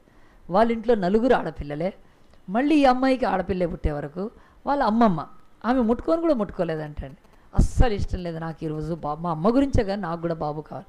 మరి అలాగున బాబు కావాలంటే నేను కూడా బాగా ప్రార్థన చేశాను, చాలా కాలం చేశాను. అసలు ఆ అమ్మాయికి బాబు ఎట్లా పుట్టాడో నేను చెప్తాను. తను ఒక హిందూ కన్వర్ట్. తను మరి ఒక డిపార్ట్మెంట్లో పనిచేస్తుంది. ఆ డిపార్ట్మెంట్లో వాళ్ళకు లంచ్ అయినప్పుడు ఒక 30-40 మినిట్స్ ఉంటాయి.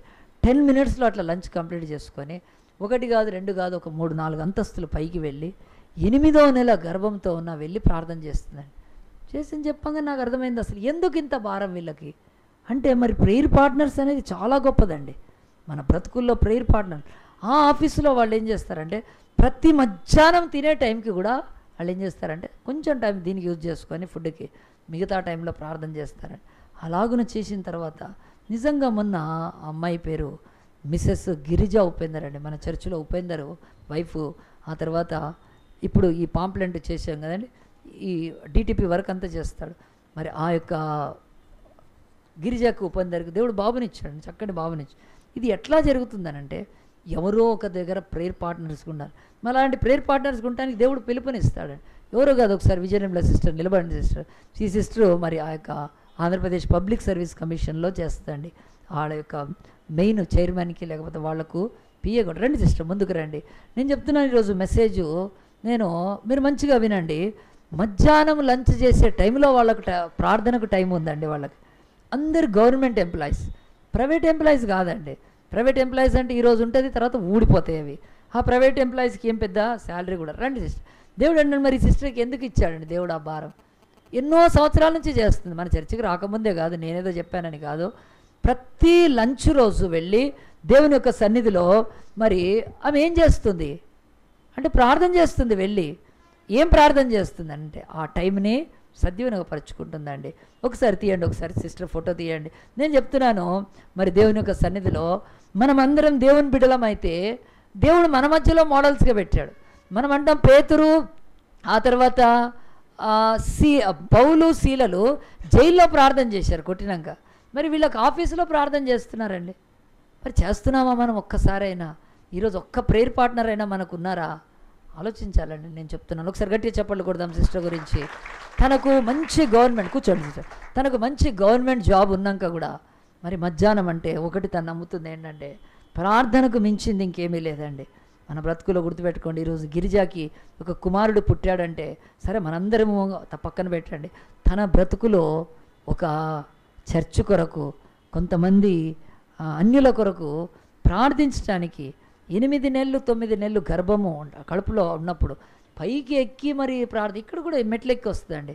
నేను చెప్తున్నాను, ఇది గొప్ప గొప్ప మనుషుల్ని పొగడడం, హెచ్చించడం కానీ, ఎందుకంటే నాకు వీళ్ళని చూసి నేను చెప్తున్నాను, ఆ మాట వదిలిపెట్టుకోండి. వీళ్ళు కదా ఆ యొక్క ఓమ్ని, ప్రతిభ, రాహుల్ అనేవాళ్ళు, వీళ్ళు యవనస్తులు శవాల కొరకు వాళ్ళు పార్ట్నర్స్ అవుతున్నారండి. ఎందుకు పనికిరావు శవాలు, కుళ్ళిపోయి పడేసినవి, హాస్పిటల్ గవర్నమెంట్ చేయని పని వీళ్ళు చేస్తున్నారు. ఈరోజు కూడా దేవుడు అడుగుతాడు, ఈరోజు గవర్నమెంట్లు ఏం చేయవు, మనం ప్రార్థన చేస్తే కొద్ది సమయమైనా ఎవరికన్నా రా మనం కలిసి ప్రార్థన చేసుకుందామని ఎవరైనా నీకు దేవుడు ఇస్తే వాళ్ళతో ప్రార్థన పెట్టుకో, నీ బ్రతుకులు అన్నీ కూడా క్లియర్ అయిపోతాయి. కనుక అందరం తలలు వంచి దేవుని సన్నిధిలో ప్రార్థన చేద్దాం. ప్రభువా, ఈరోజు ఈ పాస్టర్ చెప్తున్నట్టుగా ప్రేయర్ పార్ట్నర్ ఉండాలి. పార్ట్నర్స్ అంటే ఈ భూమి మీద దేవుని యొక్క సన్నిధిలో దేవుడికి ఎంతో విలువైంది. కనుక నేను అందు గురించి దానియేలు దగ్గర నుంచి మొదలు పెట్టుకొని వచ్చాను. చెరలో ఉన్నారు, బందీలో ఉన్నారు, ఆ యొక్క అన్య దేశంలో ఉన్నారు, మంచి పోస్టులు అయితే ఉన్నాయి, కానీ వాళ్ళ జీవితాలలో ఒక గడియ వచ్చింది, మరణపు గడియ. ఒక మిస్టరీ రివీల్ కావాలి, మర్మము. ప్రార్థన పార్ట్నర్స్ ఉన్నారు దానియేలుకి, కనుక దాన్ని జయించగలిగాడు. దానియేలుకు దేవుడు ప్రేయర్ పార్ట్నర్స్ ఇచ్చినప్పుడు నీకు ఇవ్వడా? తప్పకుండా ఇస్తాడుగా. నీకు ఆసక్తి లేదు. ఈరోజు అన్నిట్లలో పార్ట్నర్స్ కావాలి, కానీ బిజినెస్లో పార్ట్నర్స్ కావాలి, ఆ తర్వాత లైఫ్లో పార్ట్నర్ కావాలి, ఆడుకోవటానికి పార్ట్నర్స్ కావాలి, తాగటానికి కావాలి, తిరగటానికి కావాలి, షాపింగ్ చేయటానికి కావాలి. ఆహా, ఎన్ని చోట్ల పార్ట్నర్షిప్ వెతుకుతున్నాం, కానీ ప్రేయర్లో పార్ట్నర్షిప్ వెతుకుతున్నామా? దేవుడు ఇవ్వడా? తప్పక మీరు ఇంకొకళ్ళతో కలిసి కదా ప్రార్థన చేయొచ్చు. మరి స్త్రీలు పురుషులు పార్ట్నర్స్ కావాలని బైబిల్లో ఎక్కడ లేదు, అది ఒక తప్పు కూడా.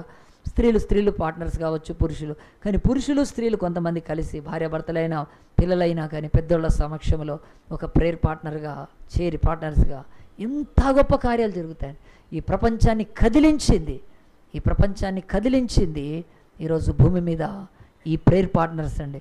రొమేనియా దేశము ఉక్కు పాదాలతో క్రైస్తవ్యాన్ని ఒత్తేయాలనుకున్నప్పుడు నలుగురు యవనస్తుల యొక్క ప్రార్థన బైబిల్ చెప్తుంది. ఆనాడు మరి వాళ్ళు ఆ యొక్క రొమేనియాను మార్చగలిగారు. ఈరోజు నీకు ఎవరైనా ప్రేయర్ పార్ట్నర్ ఉన్నారా? ఒక్కళ్ళన్నా? లేకపోతే నేనైతే చెప్తున్నాను, నీ జీవితంలో పిల్లలకు పెళ్ళిళ్ళు చేస్తారా అండి? 10 ఏళ్ళ పిల్లలకు, 12 ఏళ్ళ క్రిస్టియన్ మెచ్యూరిటీ వచ్చినాకనే నీకు ప్రేయర్ పార్ట్నర్ కావాలని అనిపించాలి. క్రిస్టియన్ మెచ్యూరిటీ వచ్చినాక కనుక ఈరోజు భార్యాభర్తలు ప్రార్థన చేస్తే పిల్లలు బాగుండారా అండి? తప్పకుండా బాగవుతారు. మరి ఆ యొక్క భార్యాభర్తలు కలిసి ప్రార్థన చేస్తే పిల్లలు ప్రతి యుద్ధంలో జయిస్తారండి. ఈరోజు భూమి మీద యుద్ధాలు జరుగుతూనే ఉంటున్నాయి. ఆ యుద్ధాలలో ఎవరికి జయం కలుగుతుందంటే దేవుడు చెప్తున్నాడు, ఏ తల్లి తండ్రి కలిసి ప్రార్థన చేస్తే పిల్లలు యుద్ధాలు గెలుస్తారండి. పిల్లలు లోకంలోకి వెళ్ళి ఎన్నో యుద్ధాలతో సాతానుతో పోరాడాల్సి వస్తుంది, స్నేహితులతో, ఆ యొక్క దొంగలతో, మోసగాళ్లతో, ఈ లోకంలో అనేక చోట్ల శోధకులతో మన పిల్లలు పోట్లాడుతున్నప్పుడు దాన్ని వాళ్ళకి వెనక శక్తి ఎవరి ద్వారా తెలుసా అండి? తల్లిదండ్రుల ప్రార్థన. నీ నీ భర్త నీకు ప్రేయర్ పార్ట్నరేనా? ఆలోచించి ఒక్కసారి. కాకపోతే ఈరోజన్నా దేవుడు చెప్తున్నాడు, స్నేహితుల్లో నీకు ప్రేయర్ పార్ట్నర్స్ ఉన్నారా? పిలిస్తే తాగటానికైతే ఎంతమంది అన్నీ వస్తారండి. పిలిస్తే అబ్బో అసలు ఏ పనులు చేయటానికైనా వస్తారు, కానీ పిలిస్తే ప్రార్థనకు వచ్చే ఒక్క ప్రేయర్ పార్ట్నర్ అన్నా నీకున్నాడా? దేవుడు అడుగుతున్నాడండి. సేవకుల్లో అలాగనే చర్చిలో మరి ప్రేయర్ పార్ట్నర్స్ ఎక్కడ దొరుకుతారు మనకంటే? ప్రేయర్ ఫెలోషిప్లోనే దొరుకుతారు. నువ్వు రెగ్యులర్గా ఫ్రైడే ప్రేయర్కి వస్తే నీవు వాళ్ళతో మనసు ఏకమై, మనం పాస్టర్కి ఏం చెప్పనక్కర్లేదు, మనం కలిసి ఒక చోట ప్రార్థన చేసుకుందామని వాళ్ళు తరచుగా ప్రేయర్ పార్ట్నర్స్ అవుతే ఎంతో సంతోషం. ఈరోజు కూడా మన ప్రేయర్ మీటింగ్స్ ఏంటండి? అవి ప్రేయర్ పార్ట్నర్స్ని బలపరిచేవే. కనుక కలిసి కొన్ని వందల ప్రేయర్ రిక్వెస్ట్లు ఇక్కడ ఎందుకు చేస్తున్నామంటే దేవుడు ఆ యొక్క మత్తయి సువార్త 18:19లో ఇచ్చిన రీతిగా మీరు ఇద్దరు భూమి మీద ఏకీవించి దేన్ని అడుగుదురో నేను కనుక. కలిసి సినిమాలకు వెళ్తారు, కలిసి అనేక చోట్లకి వెళ్ళగలుగుతున్నారు, కానీ మనం కలిసి ప్రార్థన చేసుకుందామనే ఆ యొక్క ఆలోచన కానీ దాని శక్తిని నువ్వు ఇంతవరకు విస్మయించావేమో. ఈరోజు నేను చెప్తున్నాను కనుక, ఒకవేళ నీ హృదయాన్ని ఇచ్చి, దేవా నేను ప్రేయర్ పార్ట్నర్ను కొనుక్కుంటాను, నాకు దయచేయమన్న వాళ్ళు మీరున్న చోటే చేయి చూపిస్తే నేను మీ కొరకు ప్రార్థన చేస్తాను. ప్రభువా, మా హైదరాబాద్లోని నా తండ్రి దిక్కులేని ఆ యొక్క అనాథ శవాలను కాల్చి పూడ్చి అంతిమ సంస్కారాలు చేయటానికి పార్ట్నర్స్ ఈరోజు రాజేశ్వరరావు గారికి దొరికితే, ఆ యేసుక్రీస్తు మహాప్రభువుకి ఒక ప్రేయర్ పార్ట్నర్ ఈరోజు దొరకడం ఎంత గగనమైపోయింది. పైసలు ఇచ్చి ప్రార్థన చేయించుకుంటారా? అది ఎంత దిక్కుమాలినతనం. అది బైబిల్లో లేదు. అది కనుక అలాంటి పార్ట్నర్షిప్లు బైబిల్లో చెప్పట్లేదు. యంగ్ పార్ట్నర్సు లేకపోతే ఓల్డ్ పార్ట్నర్సు, దిక్కుమాలిన పార్ట్నర్స్ బైబిల్ పెట్టుకోమని చెప్పట్లేదు. అది డబ్బులు ఇచ్చి ప్రార్థన చేయించుకోవడం. అది ఆ ప్రార్థన ఎంతవరకు అది మరి జరుగుతుందో మరి అది ఆ దేవుడికి కానీ ఆ యొక్క మనుషులకే తెలియాలి తప్ప, దేవుడు అట్లా డబ్బులు ఇస్తే ఒక్క ప్రార్థనకు కూడా ఆయన ఏనాడు జవాబు ఇవ్వలేదండి. అడుక్కునే రోడ్డు మీద వాడికి కూడా కళ్ళు ఇచ్చిపోయాడు తప్ప, దేవుడు ధనవంతుల ఇంట్లోకి వెళ్ళి డబ్బులు తీసుకొని ఆయన ప్రార్థనలు ఏమి ఆలకించినట్లేదు. కనుక ఒక్కసారి ప్రశ్న వేసుకుందాం. యేసయ్య, నా హృదయాన్ని నాకు ఇస్తాను, నాకు ప్రేయర్ పార్ట్నర్ కావాలనుకున్న వాళ్ళు ఒక్కసారి మీ చేయి చూపిస్తే నేను మీ కొరకు ప్రార్థన చేస్తాను. ఒక్కసారి చేయి చూపిస్తే దేవుని యొక్క సన్నిధిలో మనందరం కూడా, ప్రభువా నాకు ఒక ప్రేయర్ పార్ట్నర్ కావాలి నాయన, నేను కలిసి ప్రార్థన చేస్తారు. ఎంత గొప్ప సంగతి అయినా ఈరోజు నేను విన్నాను, నువ్వు నాకు ఇవ్వగలుగుతావని. ఇంకెవరైనా ఉంటే దేవునికి స్తోత్రం, దేవునికి స్తోత్రం.